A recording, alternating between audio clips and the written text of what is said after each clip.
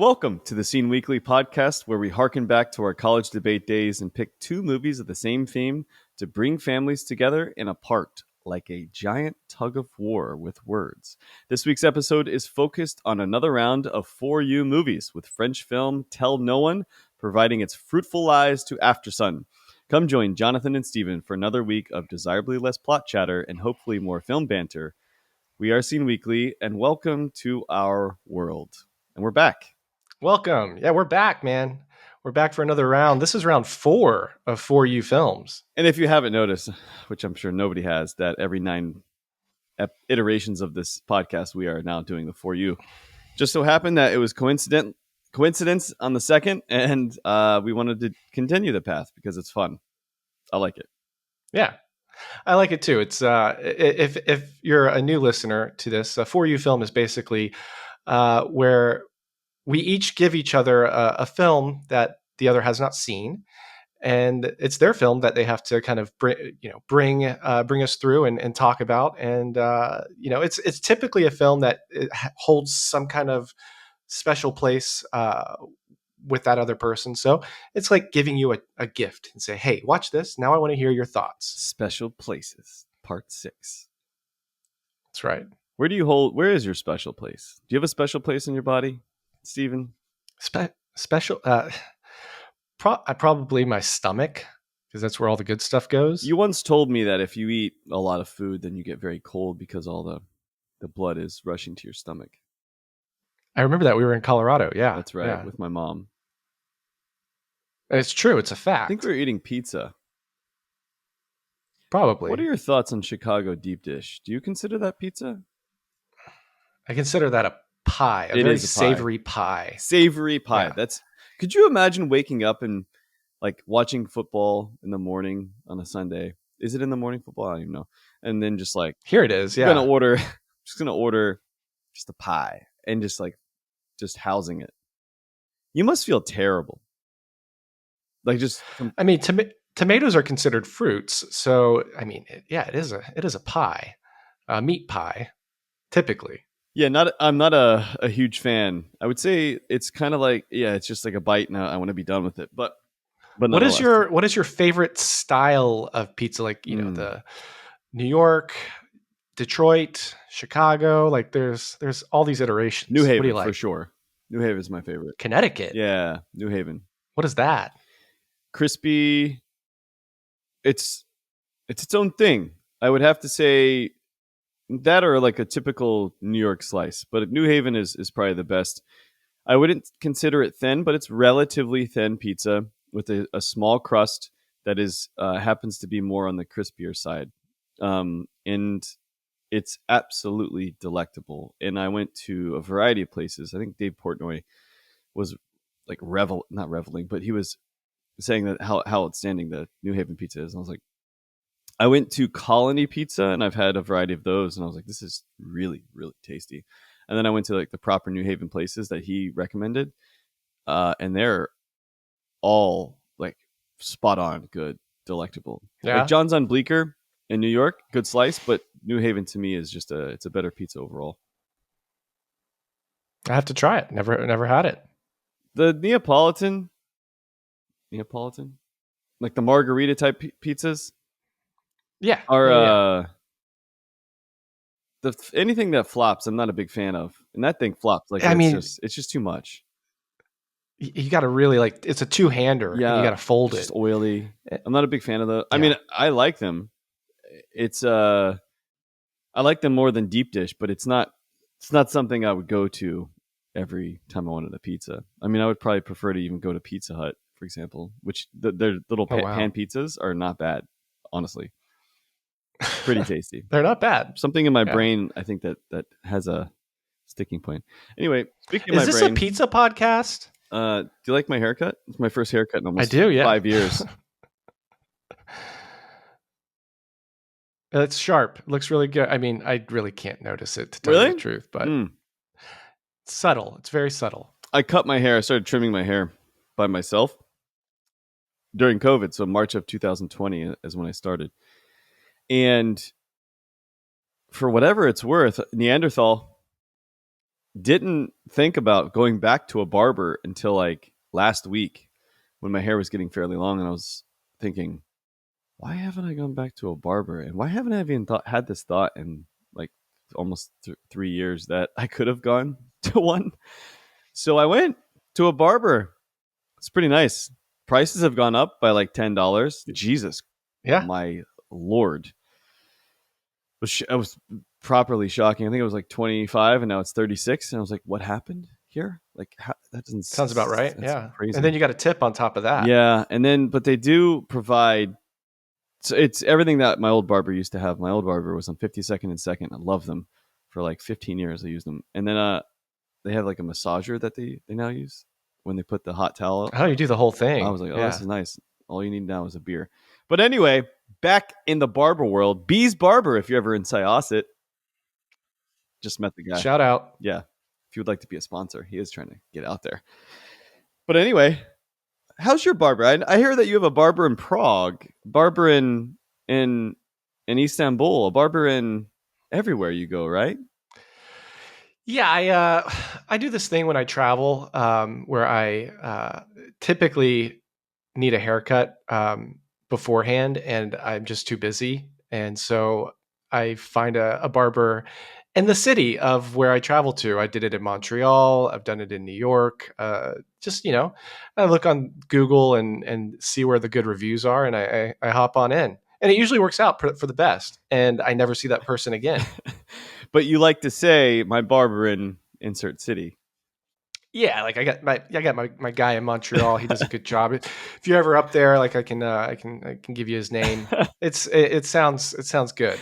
I do. I have a in the same vein. I do have a barber in Lisbon. My barber in Lisbon. Okay. Yeah, good See, dude. Good it dude. makes you sound a little bit more mysterious and international. You know what I mean? Like you can't say like, oh yeah, like My this barber in restaurant I went Detroit. to. No, yeah, exactly. Wherever you want to do it, you could do it in any city.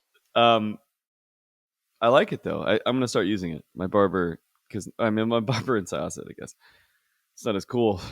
Uh, but anyway, for you movies, part four. Is it really the fourth iteration of this? Yeah, it's part four of this. What was Yeah. the first? Was it in Cindy's And and Cindy's and Adriel all Almodovar? the full. Yeah, Yep, Women on the yep, Verge of a that's the Nervous one. Breakdown. That was a live one. Yeah, what a good one. Yeah. Anyway, why don't we get to it? How do you typically pick your for you films? Because I was looking on our Excel sheet of like our episodes that are coming up and things like that, and like you already have like every ninth episode there's a film for Yeah, me to watch, yeah, that's and right. it's like wow, you're planned out, man. I don't like to. I think Jocko Willink instilled this in me, or probably more like my mom, where if I have the opportunity, like planning your clothes the day before you're going to be doing something, Jocko always would say like two is one. Basically, what he means by that is like if you have like two watches, hopefully I can tie this back.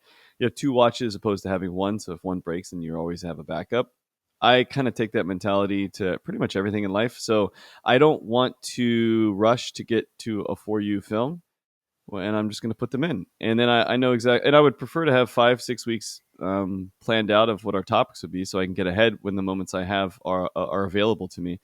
But with that being said, we did have a Carnage film for which I was halfway into the movie itself.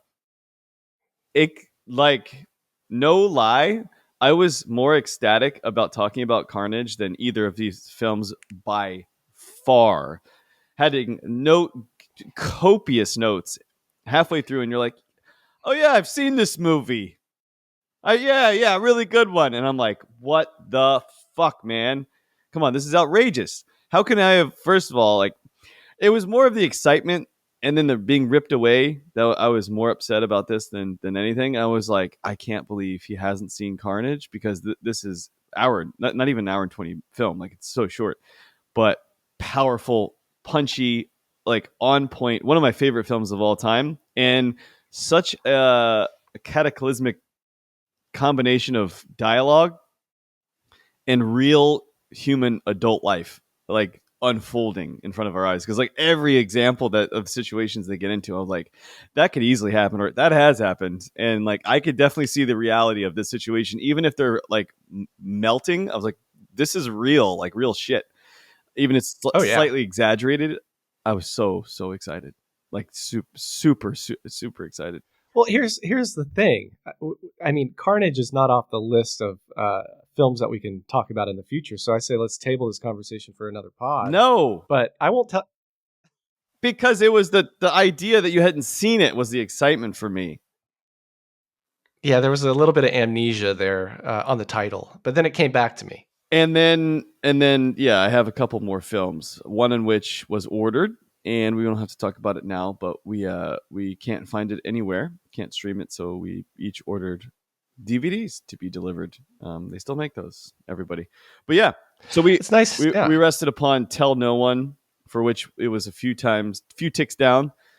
French film, and then yours was Aftersun, 2002. When did I don't even know when Tell No One came out, but I'm sure we'll figure it out with you. I think why don't I start with Aftersun, because I think that would be a better move for it. Sure. Yeah, let's get into it. First of all, I had never heard of pretty much anyone or anything in relation to this. And when you first sent it to me, I thought you were not necessarily joking, but I was like, this isn't a movie. And then I typed it in. I was like, it just seemed like a short film or something. But it's so funny how many movies get, like, I consider myself a pretty avid movie watcher and do a lot of googling of new movies, and still there's so many that just go like Just slip not through in the my cracks. radar. You don't. You Yeah, don't. this is one of Yeah. them.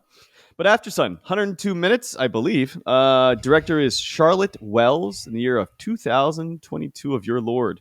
Rated R. I define this as a coming of age story to some extent, or I guess you could say it's a dramatic, fashioned movie, or the devolving of age. I don't even know. And the Rotten Tomatoes score of 96% with a budget of $3 million. I like the way they actually raised some of that capital. Oh, how did they do that? It came from, I think 350,000 was basically like it's not like an awards thing, but they here's your idea pitch, and then they're like, that's a good one, and then from donors Go basically make this they film. collect money, and it's kind of like an award show to some extent, Okay. of donors who collected 350,000, but they got it from like various like grants, which I found very interesting. Which I'm sure my ignorant ass is not really understanding this business very well, and I'm sure this happens all the time. $3 million budget, 8.5 in the box office. But let's get to it. The synopsis is this, according to Wikipedia. I do not write my own, so don't blame me. I don't have time like Steven does. Well, he doesn't either. 20 years after the last holiday at a fading vacation resort, Sophie reflects on a rare time spent with her loving and idealistic father. I don't know how to say his name, Callum. At 11 years Callum. old, by the way, Callum is, I think he's a Scottish actor, or inversely, he might be an Irish actor who had a Scottish accent. One of those Yeah, is. it's Paul Mescal. He's an up and coming actor. He's going to be in the new Gladiator film. Is he? Look at that. Yeah, he's a star of that. And at 11 years old, as the world of adolescence creeps into Sophie's view, Callum struggles under the weight of life outside of fatherhood. Sophie's recollections become a powerful and heart-ending portrait of their relationship as she tries to reconcile the father she knew with the man she didn't. And I have to say, the daughter, I don't think she's been in anything like this since, but she has been in a couple movies. But Frankie Corio, I think is how you pronounce their name, was terrific. I thought she was fantastic. Yeah, Sophie. Sophie. I think they like auditioned like 1,000 or 800. 900 kids. 800. What is 800? 800, yeah. Which that's substantive. It's like kind of like Harry Potter esque, just loading people in, and then you finally found the one, and she's an up and But I comer. mean, Hadn't done anything. Harry Potter is this big IP that has millions and millions of dollars behind it, and they know that they're going to make 8 or 9 films, and this is just like a small little indie film that they went super hard to find the perfect cast. But I think they did for that girl. She was amazing. For the girl, yeah. For the girl, certainly, I would say. I think the dad, we'll get into in a second. he was interesting. I immediately thought, did they shoot? I said I think they shot this in Turkey, at least from what I can find. But Yeah, I've been to Brighton, and it reminded me immediately of Brighton. Oh, you weren't there with us when we went to the Man City I wasn't. match. No, but I could. It's like a coastal Coastal town. town, rocky. It just seemed very, very Brighton esque on like a summer day. But yeah, just super long shots. I would say. In general, it's just the interesting devolvement of a. And I think, to be honest with you, there's a whole not a whole lot to really talk through in this movie, but it's just the understanding that Sophie is now an adult and trying to understand and comprehend. And there's no flashbacks really outside of the end, and like just trying to understand what her father was going through and who he was at the moment, and trying to kind of keep on the memories that were positive to some extent, and as we always do in life, to continue that path. But um just a reflection that she was having during that last trip together, um which seemingly she, of course, as an 11-year-old, was overlooking the sadness that her father was on a day-to-day basis feeling, and Yeah, over and it's trying to interest pretend didn't exist, which is what we to what you all said. do. To what you said, like it's interesting when you're a kid and you see your parents as these, especially in this movie, like they're you don't understand the human side of them, the adult side of them, the struggles that they're going through, and her reflecting on that through watching old videotapes and trying to piece back the memories of that vacation, and now watching it as an adult and understanding after her living her life experiences and understanding what her father must have been going through, it all hits a little bit, more home to her now. And the tagline of this film Is is this real? yeah, it's a real tagline, is memory burns, and that's it, just memory burns. And I thought that was actually a pretty good job by whoever came up with that tagline, um, because yeah, this film is all about memory and what what you remember as a little kid and how it can affect you when you think back and contemplate it as an adult and try and figure out who this man was, who this father was, and what he was going through at the time. It's pretty incredible to me. I have to think though. Do you, when you were asking me about For You films, like, do you think For You films, and me being raised born in Florida, that there has to be a pool involved in the For You film? Is that something that like is just on the checklist of things, like, oh, this There's one no doesn't have, this checklist. one doesn't, no, not a pool, can't do this for the For You film. And Cindy, like, Yeah, I think we're there's a theme here. So much so that I'm even yeah. talking about it. But I was like, do you think pools are, interesting and challenging to me, and are for me? I mean, I think that's that has to be a given for a for you film for you, Jonathan. Is like there's got to be some kind of body of water, specifically uh, a kind of hazy Pacifically, pool that specifically.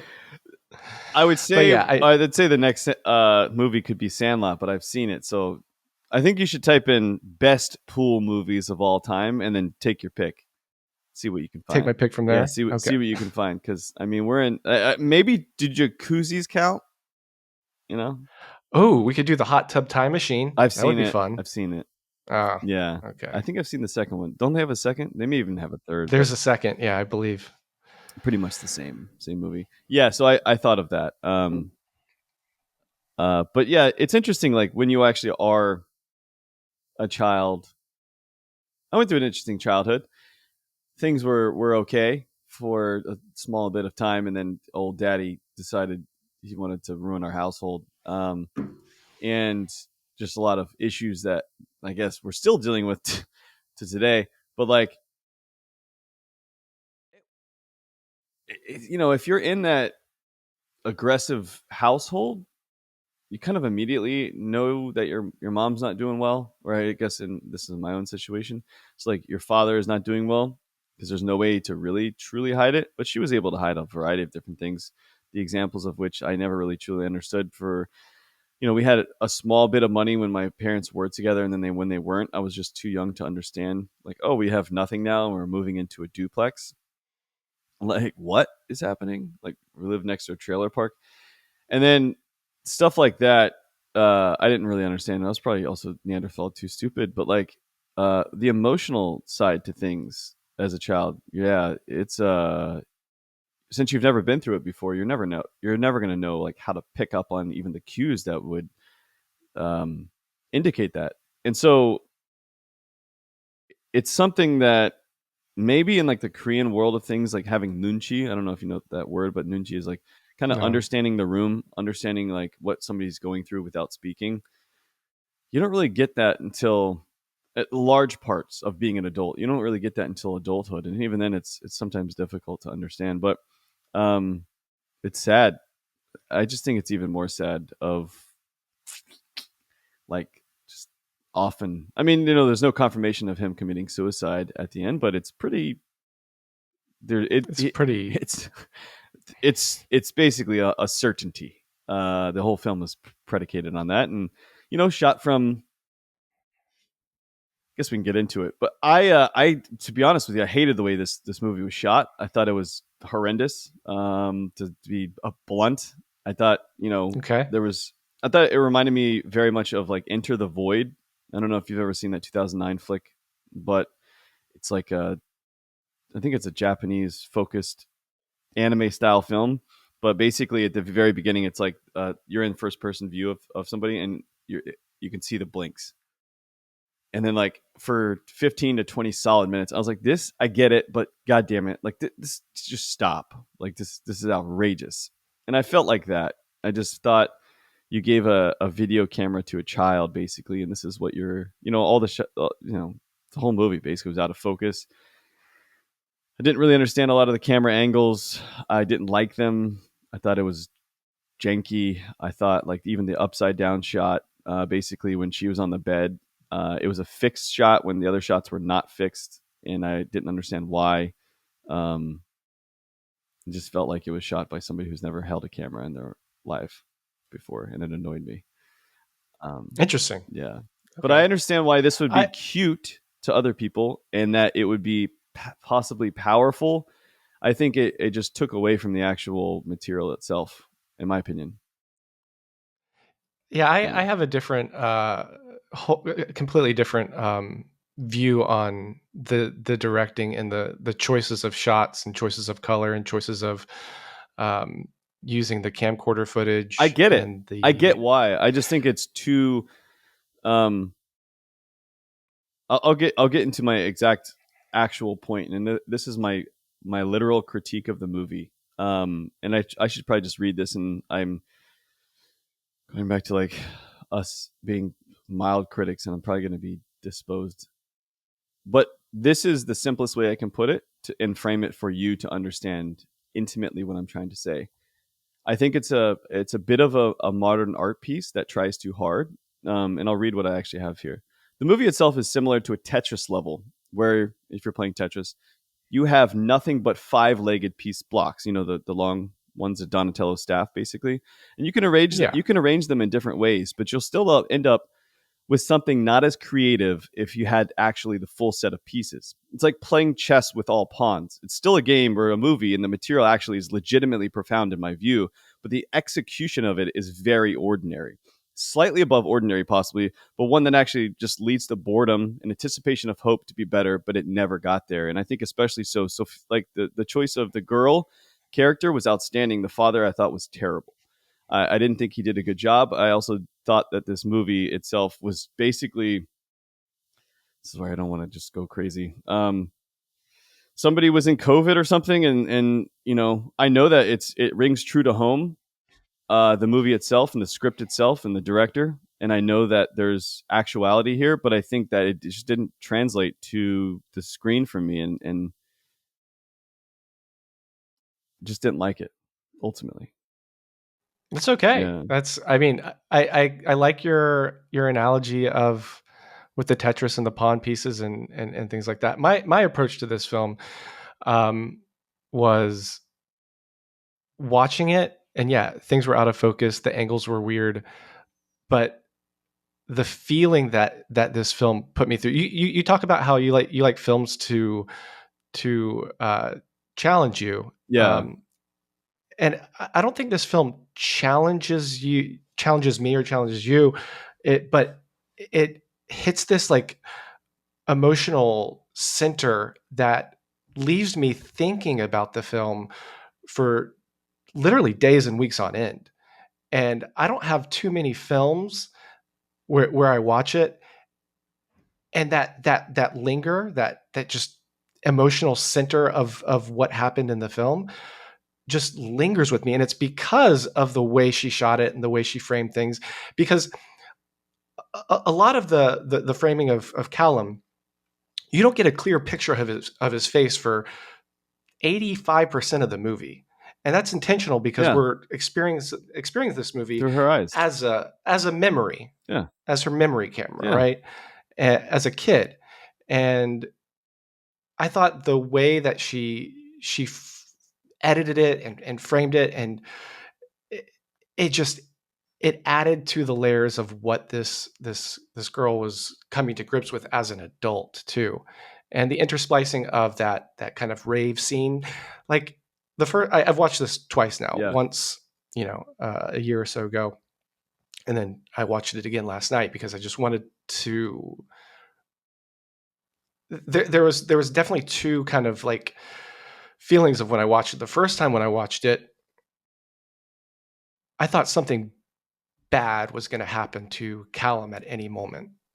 Whether it was when he went diving and he told a porcupine and he didn't really have a diving license, to when he, wandered off into the ocean at night, pretty drunk, thinking that he was going to kill himself. There was always this like tension of like, he's going to kill himself or something bad is going to happen to him. And then watching it the second time, knowing what I knew now, I could have a little bit of the tension let off and kind of really experience the film in a more organic way of like knowing and trying to see what the director was trying to do in all of these shots and scenes and the writing as well. Um, and it just made it even more pleasurable to me watching it that second time.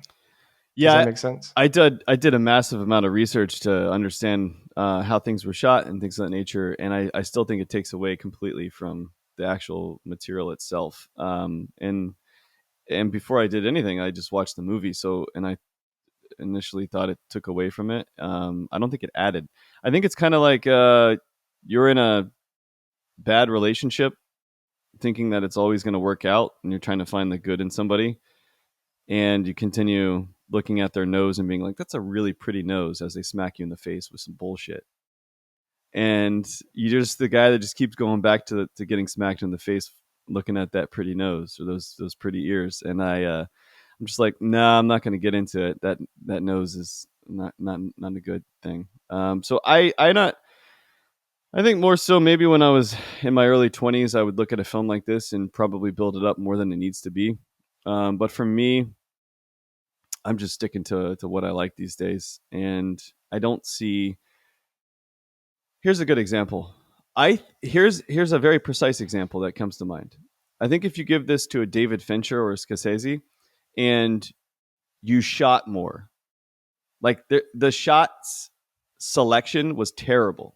Like of any movie we've reviewed so far, I would put it as the worst. Worse than Nothing But Trouble, worse than pretty much any movie we have chosen so far. And I think that could have been rectified if, and maybe they didn't have enough money, maybe production didn't allow it, but like I think somebody, the deckhands on the production staff should have somewhere along the line said maybe just 10 or 15 more shots of all of it and splice it together more. I think you could have had a better movie. And I think if I had to guess, either it was chosen that it was going to be shot in this manner, which is one thing, which I think it just is terrible, or secondarily, if they're just what the production although 3 million seems like a pretty substantive amount. They just didn't have enough days to film in Turkey, and therefore they kind of used like these one shot takes and just moved on with their lives. And I just think that it could have been better. I personally could have probably done it better. I just think, and I don't know what I'm doing, and that's how. And I'm terrible. I just think I get what you're saying, but I think it's kind of like modern art where you're just trying to fill in the gaps of something that's not substantively there. But I know that I'm probably few and far between, and 96% of Rotten Tomatoes is terrific. But I think, you know, anyway, I didn't like it. Did you ever have any no fear branding, like clothing Seventh or grade, hats or anything like yeah, that? Yeah. this girl named Crystal who liked me, she bought me one to tell me I didn't realize this. I didn't know much about girls, but she bought me a shirt and gave it to me for Christmas.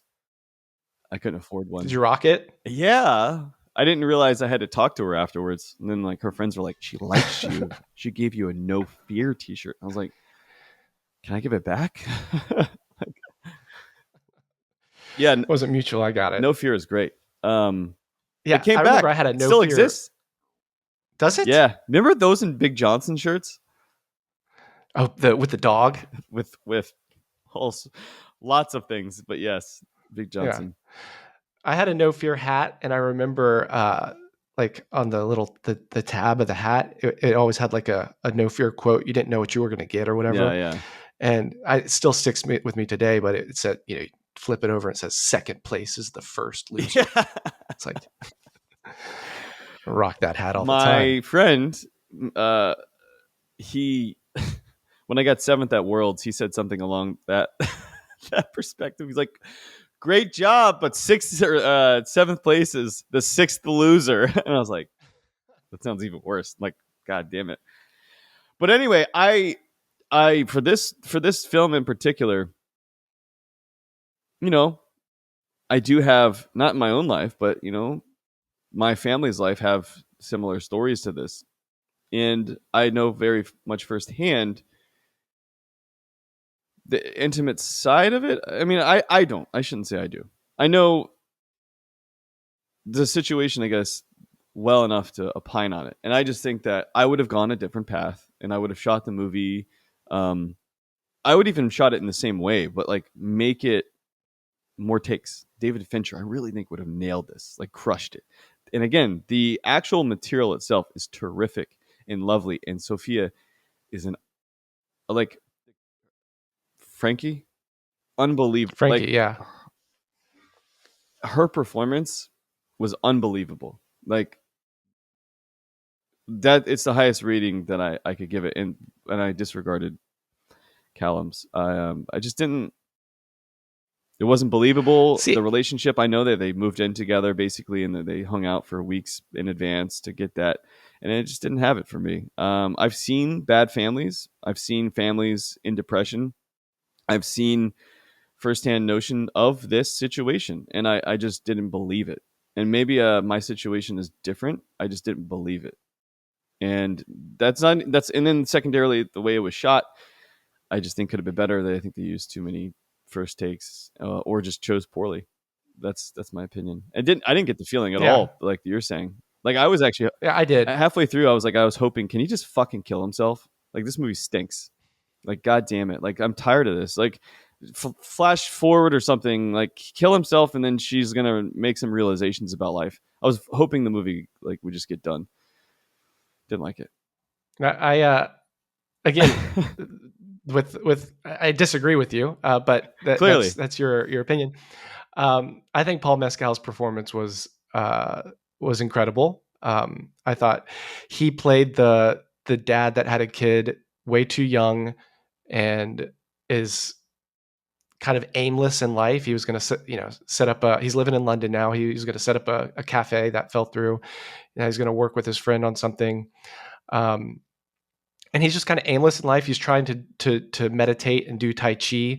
He clearly is an alcoholic. He has a cast on his arm that he takes off halfway through the film. But when asked like, "How did you hurt your wrist?" He's like, I don't remember." He was obviously drunk when that happened, and he continues to drink. He's childish as well. He throws rolls at the performers do the Macarena, just in the same way that the teenage kids push the girl in the pool. Like, it's the same kind of antics, that he's not really a grown up and he doesn't know how to handle this, but he's trying. Even at the beginning of the film, when they get to the reception area of their crummy hotel, he has to go look for the receptionist, and he walks up the stairs and he comes back to be like, "Are you going to be okay alone?" And then near the end of the film, he leaves his daughter and gets drunk and goes into the ocean and locks her out of the apartment. Like, he is so separated from what his responsibilities as a father are, and it's clearly shown in this film. And the moment where But it's not it powerful. just really It's not powerful. Like, none of those you moments are don't think this powerful. No, like you don't think the scene where she's laying on the bed and she's like, my bones are just so tired, like, do you ever feel like this? Like, just everything's so heavy. And he does know what that's like, because he's depressed and he's hoping that his daughter doesn't go down the same path as him or have those same kind of I feelings. don't think he And he's cares. brushing his teeth and he spits in the mirror. That was a scene that was powerful to You think me. so? Because oh yeah, Hmm. oh Yeah, yeah, 100%.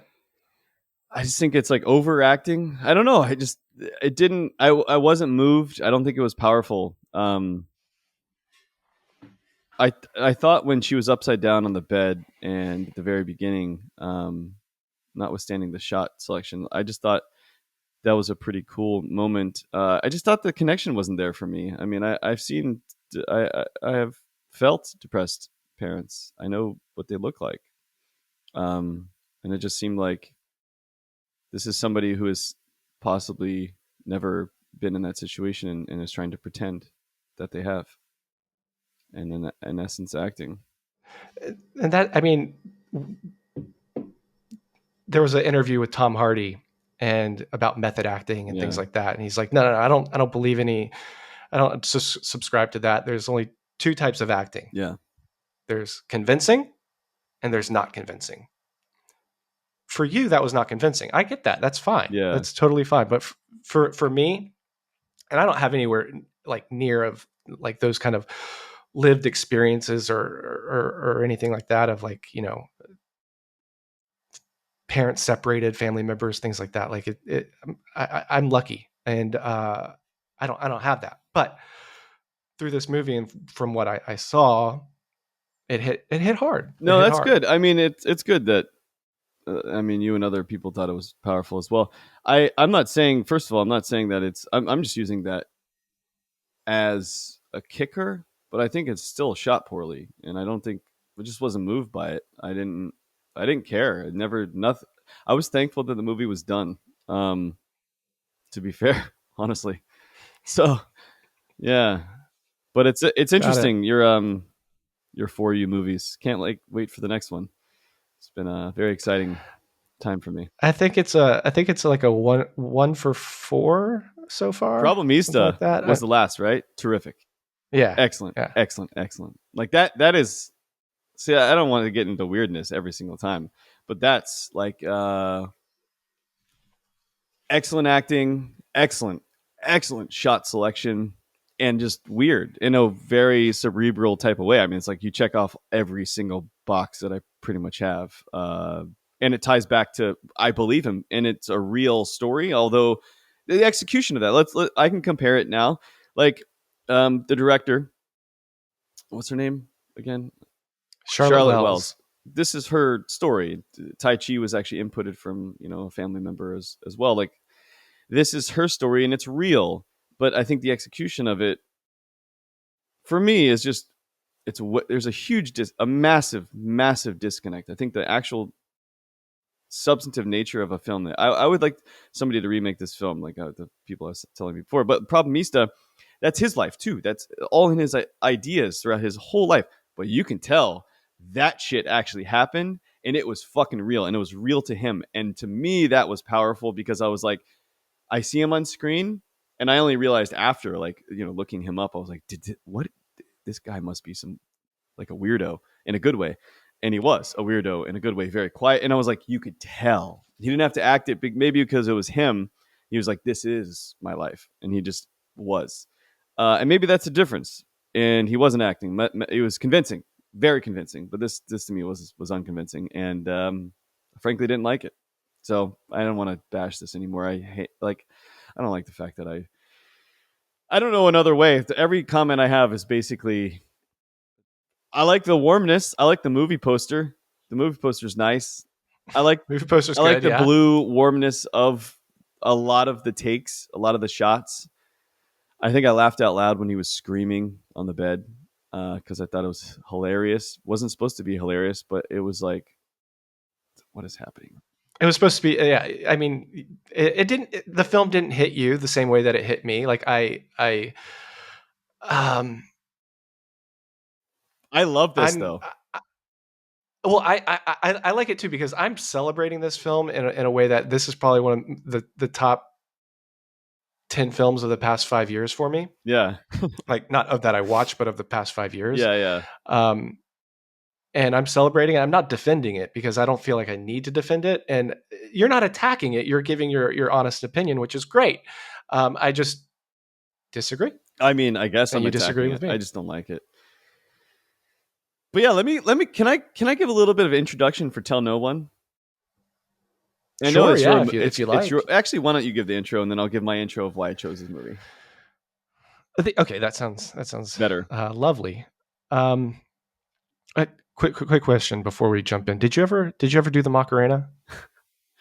Yeah, yeah. I think everyone has. That's of a particular Okay. age. Yeah.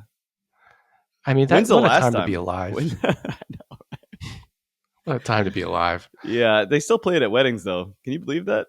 I can actually. Now that I say it aloud. And do people get up and actually do the dance? What do you think? It's the lowest common denominator dance. Like a grandma and a walker can do the dance. That's why I mean, yeah, whatever. It's White the people. Macarena. White people. Tell No One. This is a French film, 2006, crime thriller. Um, we're I.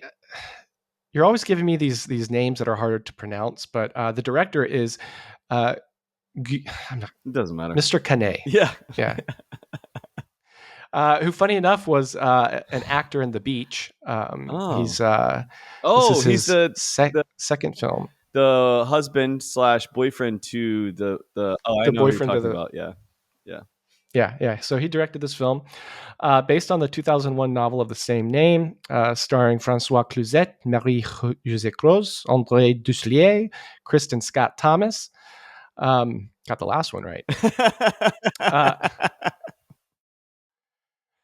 Great budget job. 13.4, did pretty good at the box office, 33.4. And it did really well at the Caesar Awards. Do you know what the Caesar Awards are? No. It's the basically the French Oscars. Oh, I do know. But yeah, Yeah. it won Yeah. Best Actor, Best Editing, Best Director. Highly lauded film, and 94% on Rotten Tomatoes. But yeah, Tell No One. A pediatrician named David Beck wakes up after a traumatic event to discover that his wife Elizabeth, who is presumed dead for 8 years, may still be alive. As he delves deeper into the mystery, he uncovers a web of secrets and danger involving a murder investigation, corrupt officials, and the truth behind Elizabeth's disappearance. Racing against time and facing threats to his life, David must unravel the past to protect the woman he loves and clear his name. And I think, hold on. I don't know why I said Dr. Alexander Beck. I don't know why I said David, but Dr. Alexander Beck. This is a thriller movie. A lot of, like, if you've seen The Fugitive, um, this has got that kind of vibe to it. It's twisty. It's paced very well, and it can be very confusing in a good way. It can be very confusing. Yeah. Especially at the end where I finished it last night. I started it a while ago, but I finished it last night. And towards the end, I was like, I think I need to watch this again, like right now. Like, because it was like, why? What? Huh? And we don't need to go into it. We probably can't even like replicate what was happening, to be honest with you. But so I guess it seems like anyway, responsive behavior. I thought because I've seen this movie. It's also a French movie, so I like to push the French on you so you can go back to your old roots and practice a little bit. Merci beaucoup. Yeah, yeah, and also having you French cinema, in my opinion, is top three in terms of countries like U.S., French films, and mm, I don't know who would be third, but it's just Korean? yeah, that probably maybe R- Russian. Italian, maybe third is going to be tough. Anyway, I like French films in probably too large of a portion. I don't know. I think I like the culture of good food, representation of good food. I also think there's a lot of like, you know, just not in this film, which is very we're getting married and going to stick with each other kind of thing. That, but in French, culture, that's not always the case. You typically have like some side pieces, if you will, and it's very common, and so it yields for typically very good cinema to have Yeah. love triangles here and there. But with that being said, I like to get into French films, but I also, after I was halfway into Carnage and then going through different various movies, and also I was watching Aftersun, or I had already seen Aftersun, and I wanted not as a responsive behavior, but like I wanted to show you what I think if would happen, and I kind of want your response to this. Francois Cluzet, to me, was outstanding. And there were moments, and I think I sent you the picture of where like distress was on his face. And it was like, I believe it's convincing. He was very convincing. When he was angry and he threw that piece of paper in his house where he couldn't open the file, I was like, that is convincing. And that to me was what was missing from the performance of Callum. And I wanted to have a switch. And I think that if he were the parent, assuming that they got along with the child, Frankie, that's the convincing role I would want. And I think it would change the movie. And I could overlook some of the terrible shots. But anyway, terrific. And that was one of the main purposes. But I couldn't believe you hadn't seen this because I love the moments No where one. you find something that you really enjoy. And to be abundantly clear, this to me is like up there with like The Departed, where it's like you can always get to like a high level of like interest, but thrillers to some extent, like you're never gonna get like over the line getting like a sideways type style of movie, if that makes sense, where it's like it's touching, there's a great screenplay, it's shot perfectly and moving at the same time. When you tend to get into like the fugitive thriller types of zones, you almost get into like the Marvel type community movies where it's just like this is excellent, but it's never gonna be of great significance. But there are moments of this where at the very end, especially, that it felt like the Shawshank Redemption. We're like, just win. I want him to win all the shit he's been through. My God. But anyway, how was the watch? Let's get into it. How did you generally like it? Yeah. I had never heard of this movie. I guess apropos to the title, no one told me about it. It's, it's my dad joke of the day. But yeah, I had never heard of this movie, and didn't know anything about it per usual. Um, and I was watching it intensely. This was not this is not a film that, again, you gotta be invested. Yeah. Um, I really liked the he looks like Dustin Hoffman Yeah, he of did. France, Right? but It's crazy. yeah, He's such a good it's actor. like, Yeah. is that Dustin Hoffman? No, Dustin Hoffman can't speak French that well. Have you seen The Um, Untouchables? I saw a trailer for it yesterday because I wanted to know what else he was Yeah. in. You haven't seen The Untouchables? No, I mean, I've seen the trailer, so there's Okay. that. Okay. I'm not going to add this for a For You film, but you should go and watch that. And I guess I'll frame it for you a little bit. Not we're getting off topic, but we should. This is what we do in this podcast. That movie, I saw the trailer, and I actually saw it in like a very limited showing in New York City live, and I was like, dude, this movie has been made so many times before. Like, there's no way this could be good. Dude's in a wheelchair, pushed around by a guy of a different color. Like, thinking this is going to be dog shit. But I was That's what it looked like from the trailer. It looked like this kind of cheese, like cheese cheese. schmarmy, Yeah, like okay, yeah, sentimental. very sentimental and just relying exclusively on that. And to some extent, it is. You can't get away from that because it just has those factors. But it was shockingly different than my expectation. It has all of those things, but it like the execution of it is like terrific. But anyway, Okay, go ahead and yeah. watch it. But yeah, you should go ahead and watch everything else he is. Have you seen Cachet? Cachet. I think I have. But again, my memory's fading. Yeah. But I did see Tell No One, Yeah, sorry. and that's enough. But yeah, it's this movie. It has a simple premise, right? Like Yeah. he is in love with his wife. You see them go out on the lake, and some bad shit happens. She apparently gets killed. He gets knocked in the head, and goes into the water. Somehow survives, and they find him unconscious on the dock. So that's kind of a mystery in and of itself. But then 8 years later, come by, and he gets this email, and he knows it can only be from her, his wife, because they have like a little tree that they go out to every year and Yeah.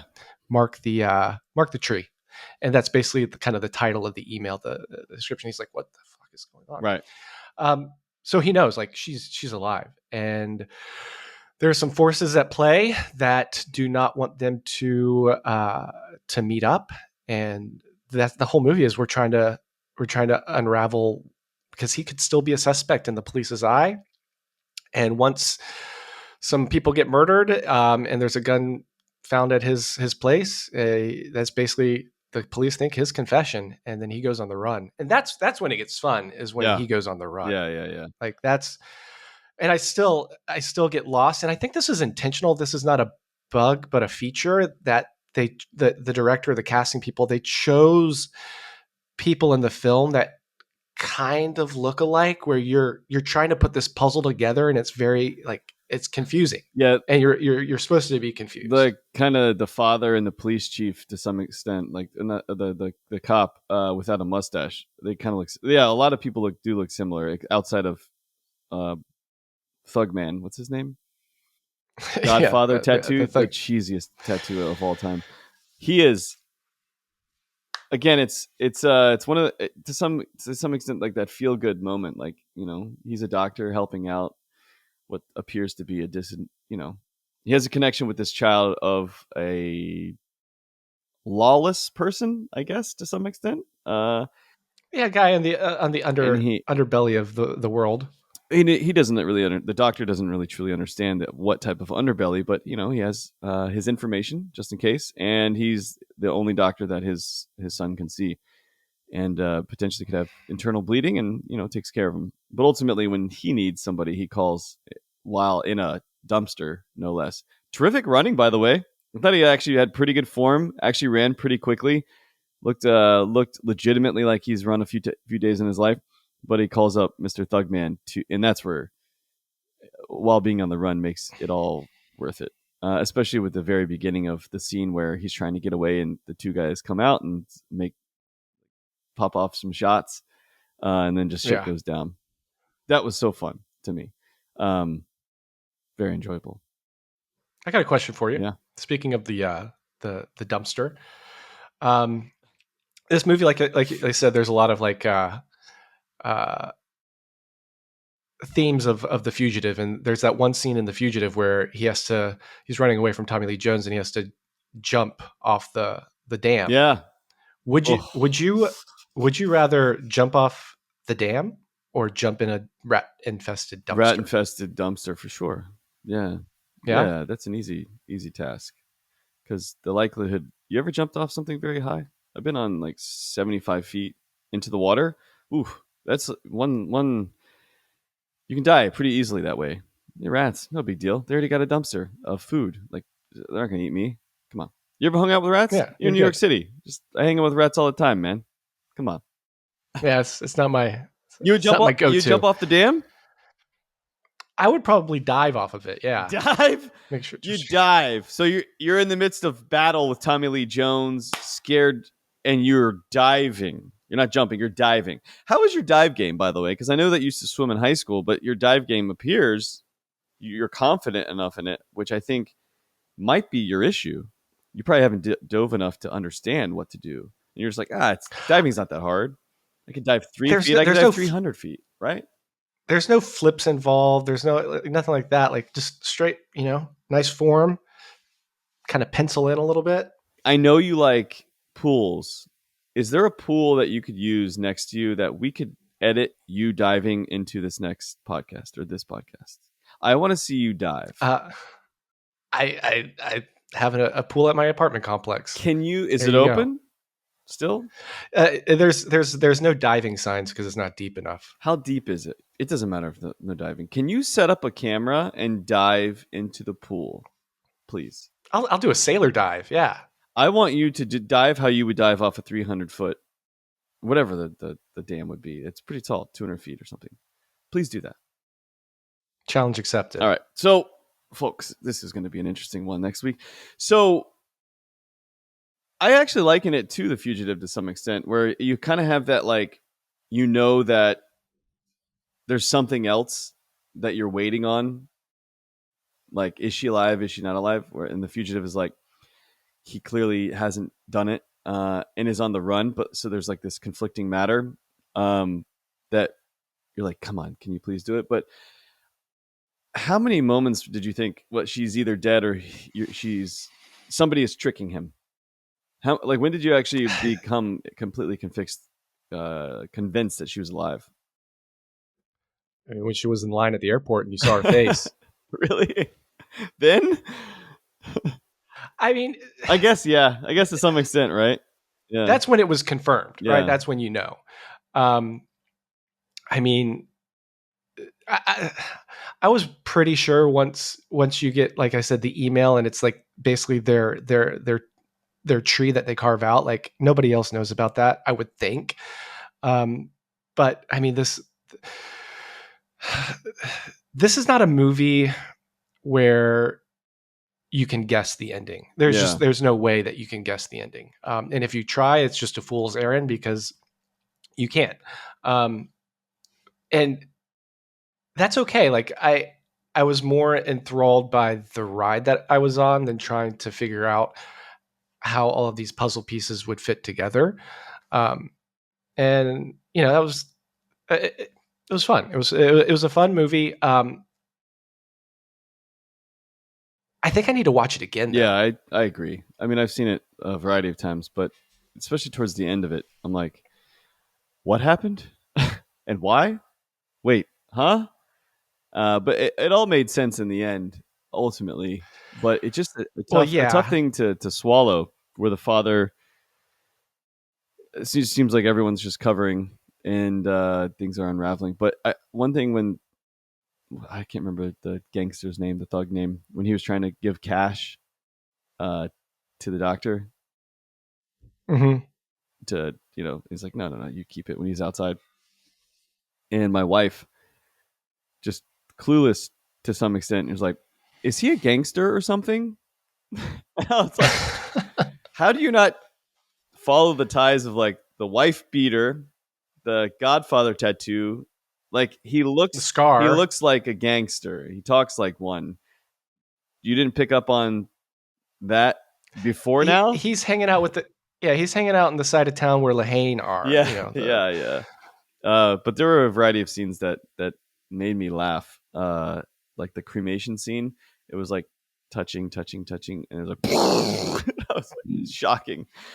That made me laugh. But the music, I thought, with U2, which, to be honest with you, great song, but I don't particularly like U2 generally. I thought it was a terrific choice. Also, like, the credentials to be able to log in, concert. And I mean, just having an internet cafe, like, where did those go, man? Anytime, I remember 2006 when I traveled to Europe for the first time. Wish you would have been there. We had to still use lots of internet cafes and also used to print off like maps to get to Yeah. places. And we're like, how did we get there? We're like, I don't know. And like, having to like talk to people, which is actually a really fun time. But just, I really have to point out, like with Francois, just his 4121. I think I sent you 41 minutes and 21 seconds. Is just completely like disassociated, distraught face. Just I'm done. Like what's happening? I just don't understand. Terrific actor, and I love that face. There was another time also with just his anger, and I was like, I wonder what he's actually thinking about, because like whatever he's thinking about, he that made him mad in real life. He's holding on to it, or he's able to do it like Tom Hardy said. He's just convincing, but He's just convincing. God damn, is he Yeah. convincing? But also, Tom Hardy is fucking convincing in everything he does. But anyway, it's a fun movie. The wife is still alive though. Yeah, she's still alive. I can. This movie had a very Scooby Doo kind of ending. Yeah, Do you know what I mean? yeah. Where we get the father. Last one of the last scenes, he drinks a couple glasses of gin, and basically feeds the audience, tells everybody how all the puzzle pieces are connected. 95% of the time, I would not like Me that. too. Yeah, I think that's either lazy or something wasn't right in the plot or how they wrote it or anything like that. But this one felt good, yeah. and I don't know why. Because I don't know why. effectively he's killing himself. You know, he knows he knows he's got to off himself or he's gonna get shot. Like one of those two. He's like he's dead. So he's like, fuck it. Like here it is. This is what it is. I'm out. Last Yeah, confession. it's like I know you got a wire, but here's The the fact truth. that he found another woman to take the place and scar her up and say, "Yeah, that's my daughter," and identify her like that. That's just, again, you can't predict this ending. Like, no, Yeah, there's no and way he made those that you're going to cuts. know what happened. Yeah, And he made those cuts. rough. But yeah, I can't believe that she was still alive. Yeah, it's interesting, but I really enjoyed the music. Can I ask you a question though? Like, I mean, I guess everyone in their right mind. Do you exit the window and go to your wife in the moment where the police are coming for you?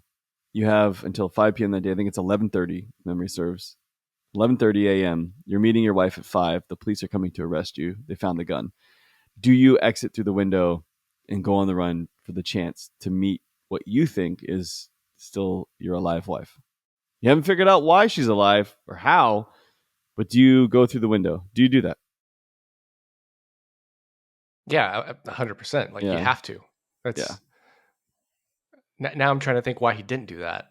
He did. He Again, jumped out through the window and ran. yeah, you're either going to get caught by the police because you got tipped off that they're coming. Yeah, you gotta run. Yeah, I like it was just good. It was a good Have good you? feeling movie, I think. And I think the way they shot it was nice because like they had a lot of steady camera shots. Um and for the non-steady shots, there were like the more emotional side of things, which I appreciated the way that they synced up with each other. Yeah, it was shot really Yeah. well. Have you ever seen the movie Bowfinger? Yeah. It's been a long time. Long All time. right, I'm going to send you Yeah. a clip because there was a scene in this movie that pulled a Bowfinger. Really? And if you've seen Bowfinger, you know what I'm talking about. Like, if you know, all you listeners and watchers out there, it's the highway scene where in this movie, and Tell No One, he has to run across a busy Oh highway. yeah. Same thing happens in Bowfinger. But it's made for laughs. I don't remember that movie at all. That's was that the 90s? 1999, Steve Martin, Eddie Murphy, one of the greatest comedies I can ever think of. Wow. That's interesting. I can't even remember it. My movie memory from the 90s, unless I've seen it again and again and again, is like terrible. I think I've seen it once. That's the fun I All right, I'm going enjoy. to send you the But anyway, Yeah, I'll send you a clip. I like this hour and 5 minutes of a podcast. It's great. No, it is good. I mean, we're kind of we're streamlining some of this process here. All killer, no filler. Maybe a little bit of filler, but It's all filler, no killer. So what do we have? I will go first for Aftersun. oh, this is gonna be good. I The dichotomy of this. Yeah, it's going to be very different, I think. I gave a very good performance, and I am not including even in my score here, or else this would probably be even poorer. I just thought she crushed it, and so I think she did really well, and I think she has an excellent future ahead. Um, the score is entirely for her in terms of the performance, but the editing and directing and screenplay, maybe the screenplay could have been executed better, but the editing and directing I thought was borderline unwatchable, and I would have probably stopped watching it if it weren't for this podcast. But I gave it a 74.75. Wow. Yeah, this is gonna be the furthest split Yeah, on that. I want you to do me a favor, Jonathan, and I'm going to hold you to it. I want you to watch this film in 10 years I'm not going to watch it in 10 years. and give me your assessment then. I can't be held to that.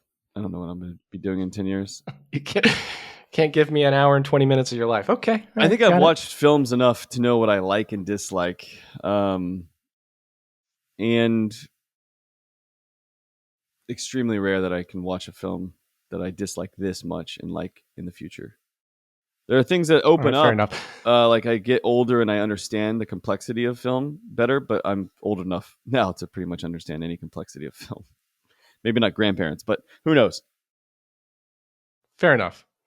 Yeah, my like I said, this is one of the top 10 movies I've seen in the last 5 years. I'm not going to rehash all the things that I like about it, but I gave it a 93.5. Gotcha.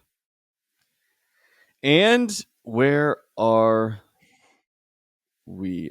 Where am I? By the way, we are scoring. Oh, Jesus Christ. All right. So sorry. Tell no one. It's an interesting one. There's some things I would make better. I really like the score, but overall, one of my fun favorite movies. I'd put it up with The Fugitive, but I give it a 91.65. Cool. I again, yeah, I had a fun time watching this, even though half the time I was a little bit lost, but in a good way, like I said. Um, I I like the performance. That was one of the highest ones. I like the editing. I thought the editing was fantastic. 86.05. And that leaves us with an 88.85 for our average rating and an 84.125 for Aftersun. Still, Yeah, there we go. And by the way, What do we have for next? Yeah. we have our website that is currently being built out right now. Got some new branding coming along as we were talking about the shop, but also all of the places or place you can actually go to. For example, this is good 74 against an 80 or 93, so a 20-point difference. You can be able to filter in the future for yours truly, the actual rater of items and Uh-huh. evaluator of objectivity. You can check out my scores, and if you want to check out somebody else's, such as Steven's, you can actually do that as well and filter for his. So which is actually going to be pretty cool, I think. I think you have a slight bias towards the watchability of the viewer, who they would want to pick. No, So I would say just go with the average between the two of us, and you'll get a clearer picture on that. I think yeah, I mean that's true with anything. I mean that's the mean. We There you go. the law of the mean here. So I do know that we have spooky season coming up. Do you like the term spooky season? I do. It's a regression to the mean that I was thinking of, but no, I don't. I mean, I do and I don't. I don't know how to say this. This is almost going to be like an Aftersun. Like, even worse. I don't understand you people that like horror films. To be honest, I all of you and all of your films. I don't get it, but I'm open to it. I'm not open to watching Aftersun again, but I am very open to horror films, and I try every so often to actually to watch more of them, and they're all just kind of terrible. I don't. How do you feel about spooky films? Be Man. opinionated for once in your fucking life. I don't gravitate towards it, man. And only recently have I started checking out quote unquote horror films. Even if you want to call like The Thing and Aliens, that's horror. But I feel like those are actually like elevated great horror. Yeah, The average horror film is kind of dog shit to me, man. there Like we go. Yes, I love it. I I, I think I think it's trying to uh, make you feel in a visual way something squirmy and icky and gross. But like a lot of times, like the scariest stuff is the directors who choose to do things off screen. Yeah, for Um, sure. Like The Exorcist is properly scary when you're or you watching have to and imagine your it. thought process. Whereas I think any movie, which I just hate, like our reaction to something, to being like something jumping on screen or the noise is always going to be an immediate. You're going to get a reaction no matter who the person is, and if you utilize that too much, it's just. I get what you're doing. You're clearly going to have an effect on all human beings, but like you can do it better. Like, and I think anyway, we have a bunch of spooky stuff coming up. And what do we have? We're shitting on it, but we're gonna get into it, right? No, we got some classics coming up. We're doing a Michael Myers versus Jason horror flick coming up soon with Halloween and Friday the And who 13th do you have? part two. I'm doing Halloween, right? We got a guest. We do. We're bringing Andrew back on the pod. He is more of a horror expert, so as we might shit on the subject, it's something that he's passionate about and likes. So we'll be able to at least have somebody sing some praises No, he here. loves, to be clear, as he said last time, loves horror flicks. Like obsessed. I threw out the most random horror flick that I did a little bit of research and I was like, what are your thoughts on this? He's like, excellent. And like went on about it. I was like, okay, he really, really knows horror and loves it. Like you have to like I didn't know what this film was even about. He's like nuanced about it. He knows like the Oh certain yeah. genres and subgenres and things like that. I So want to actually be I want to have a conversation with somebody who's infectious and is just like completely set in their own ways of like how great the genre is.